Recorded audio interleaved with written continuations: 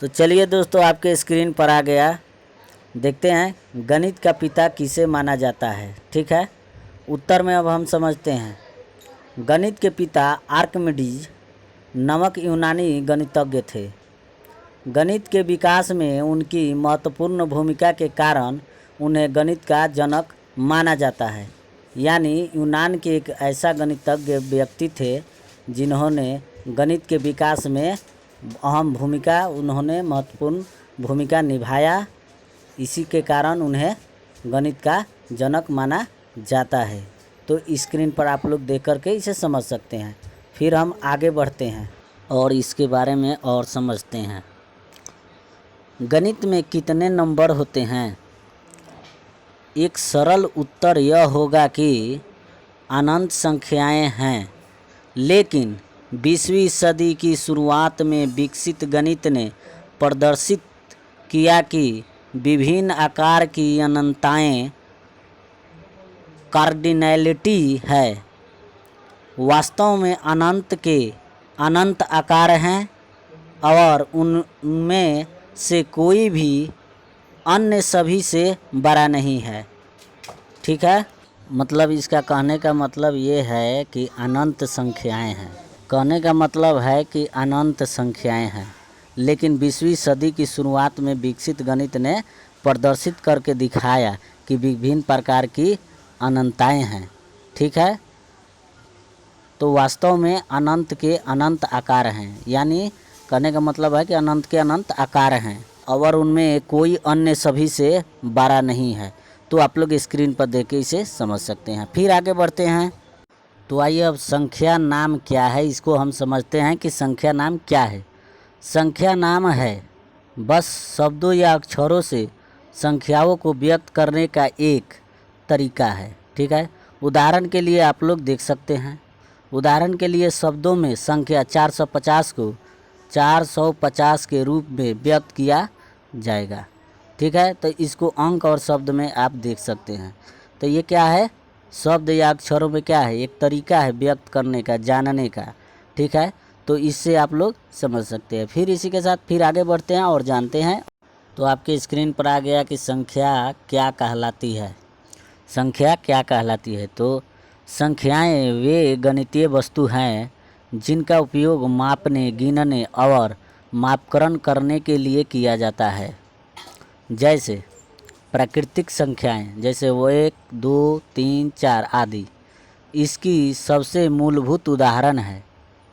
इसके अलावा वास्तविक संख्याएं हैं और अन्य प्रकार की संख्याएं भी आधुनिक विज्ञान एवं प्रौद्योगिकी में प्रयुक्त होती है। ठीक है, तो आप लोग इसको स्क्रीन पर पढ़ के आसानी से समझ सकते हैं इसको। तो वीडियो को लाइक कीजिए और चैनल को सब्सक्राइब कीजिए। इसी के साथ फिर हम आगे बढ़ते हैं। अभी कुछ बाकी है जो आपको दिखाने वाले हैं। तो चलिए आगे बढ़ते हैं और देखते हैं, इसके बारे में समझते हैं। तो चलिए अब संख्या के परिभाषा को थोड़ा समझ लेते हैं। संख्या एक अंक गणितीय मान है जिसका उपयोग मात्रा को दर्शाने और गणन करने में किया जाता है। जैसे आप देख सकते हैं 3 जैसे लिखित प्रतीक जो किसी संख्या को दर्शाती है। ठीक है, उसे अंक कहते हैं। संख्या प्रणाली एक तार्किक तरीके से अंकों या प्रतीक का उपयोग करके संख्याओं को दर्शाने के लिए एक लेखन प्रणाली है। ठीक है दोस्तों, आप लोग इसे अच्छी से पढ़ के समझ सकते हैं। ठीक है, इसी के साथ फिर आगे बढ़ते हैं और समझते हैं। गणित में सबसे बड़ी संख्या क्या है? गणित में कोई सबसे बड़ी संख्या नहीं होती है, क्योंकि संख्याओं को हमेशा घातांक या अन्य संक्रियाओं के माध्यम से बड़ा किया जा सकता है। ठीक है दोस्तों, तो इसे आप लोग पढ़ के समझ सकते हैं कि गणित में कोई सबसे बड़ी संख्या नहीं होती है, क्योंकि संख्याओं को हमेशा घातांक या अन्य संक्रियाओं के माध्यम से बड़ा किया जा सकता है। ठीक, तो इसे आप लोग समझ सकते हैं और जान सकते हैं। फिर आगे बढ़ेंगे हम। अंक किसे कहते हैं? अंक एकल संख्याएं हैं जिनका उपयोग गणित के मूल्यों को दर्शाने के लिए किया जाता है।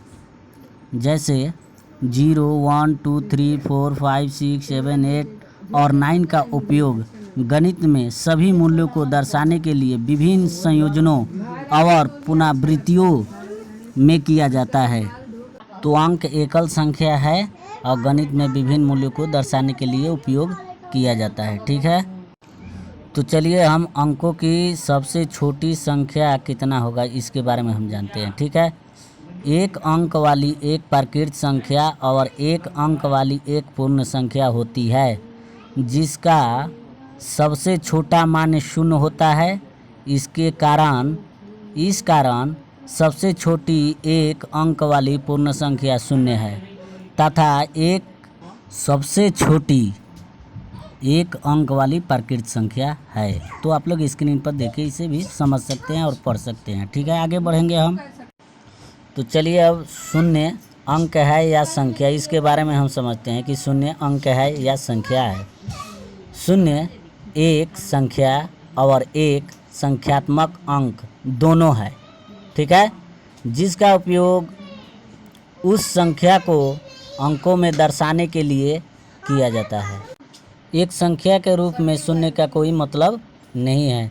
अन्य मानों की अनुपस्थिति में यह पूर्णांकों, वास्तविक संख्याओं और कई अन्य बीजीय संरचनाओं के पहचान तत्व के रूप में गणित में एक केंद्रीय भूमिका निभाता है। तो आप लोग स्क्रीन पर पढ़ के इसको समझ लीजिए। ठीक है।